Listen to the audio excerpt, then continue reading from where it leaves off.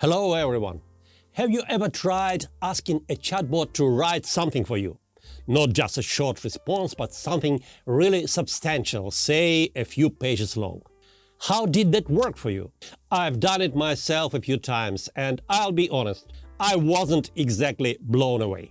It seems odd, doesn't it? All AI enthusiasts around the world praise large language models, LLMs, as the ultimate solution for writing anything, from technical manuals to poetry. They argue that neural networks have grown so sophisticated that they can produce texts that people pass off as their own work without a second thought.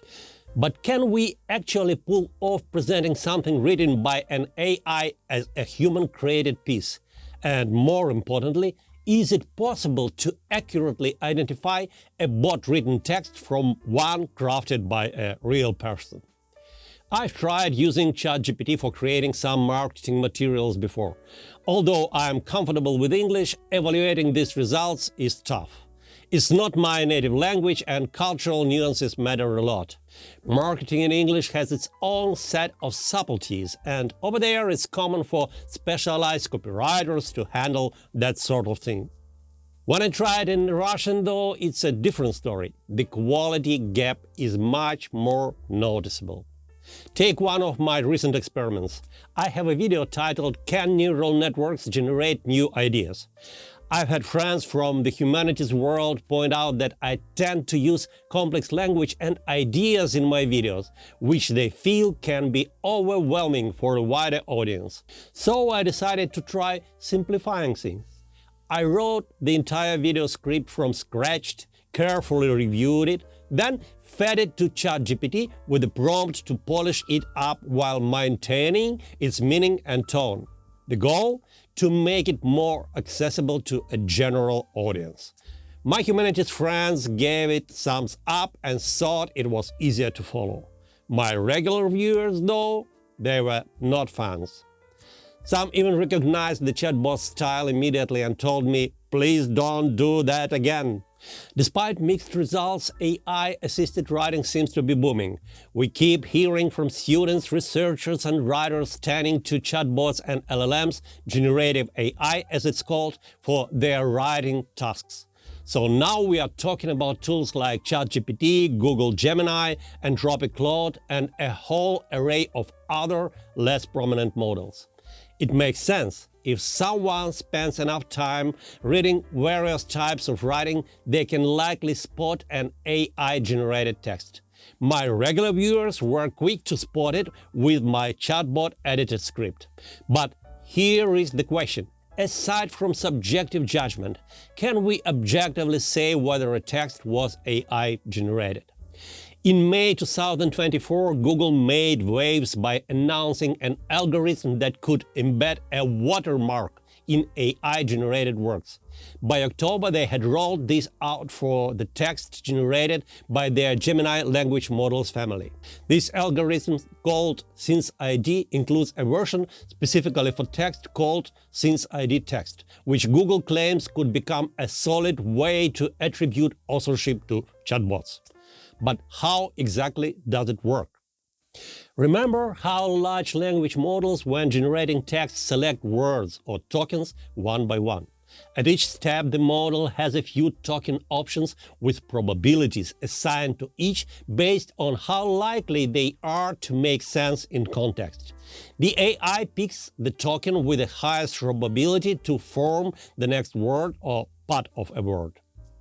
SenseID Text takes this token selection process and slightly adjusts it using a cryptographic algorithm and a special key. This small tweak influences the probability of each token candidate, so the model sometimes selects a different token than it would naturally choose. In other cases, SenseID nudges it away from choosing the token that would have been most likely without the algorithm involved. Of course, this is an oversimplified explanation. The actual algorithm is complex and Google hasn't released full details. But in broad strokes, since ID text affects word choices and even punctuation so subtly that even a seasoned linguist can spot the difference by eye alone. This effect in word choice serves as the invisible watermark embedded in AI-generated text.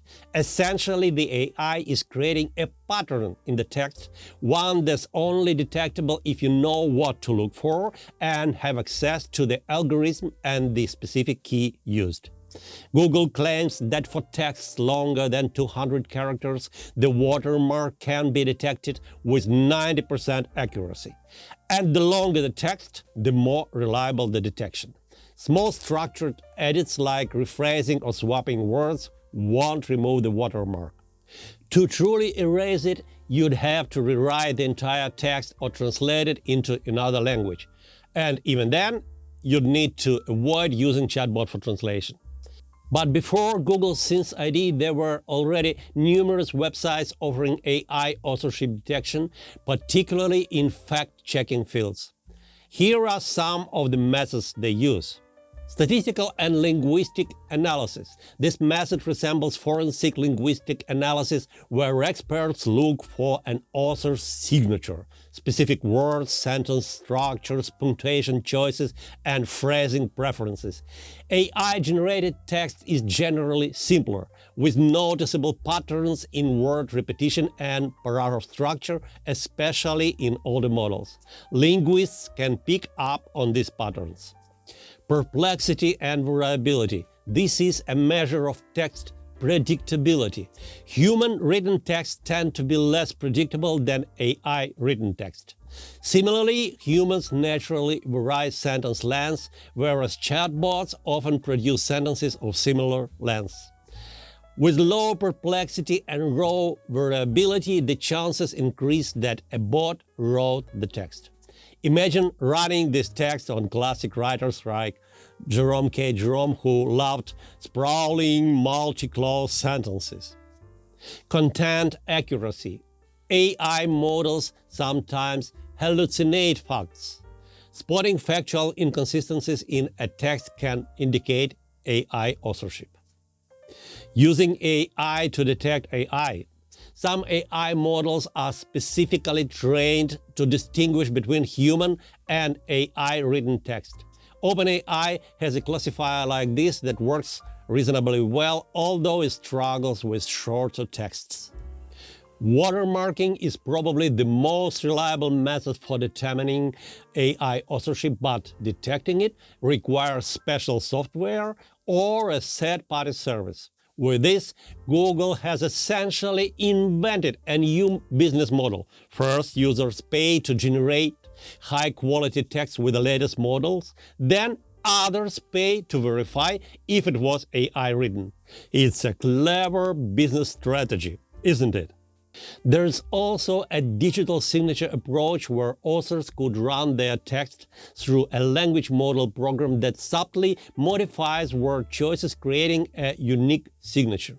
Later, they could verify authorship by using a special key to prove the text is theirs.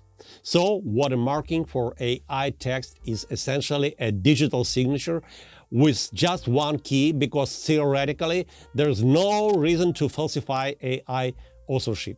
Or is there? I ran a few experiments myself. Remember that video script that viewers flagged as AI edited? I asked 3 major bots, ChatGPT, Anthropic Cloud, and Google Gemini, if they could determine whether a text was written by a human or a language model. They confidently said, yes, of course. So I gave them the same edited video script and not a single one flagged it as AI edited.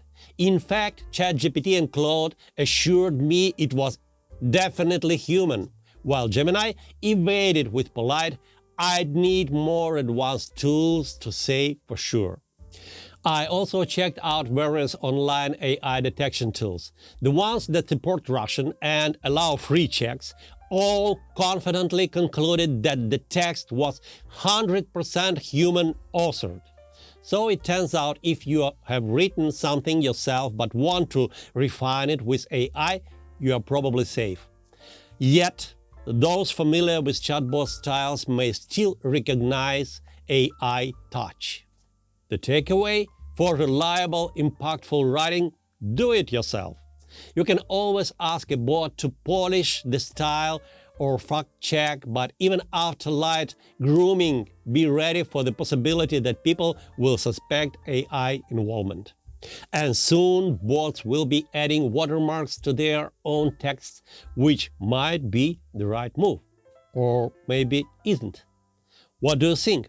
Share your thoughts in the comments, and if you enjoyed the discussion, we'll be sure to subscribe. There is plenty more coming your way.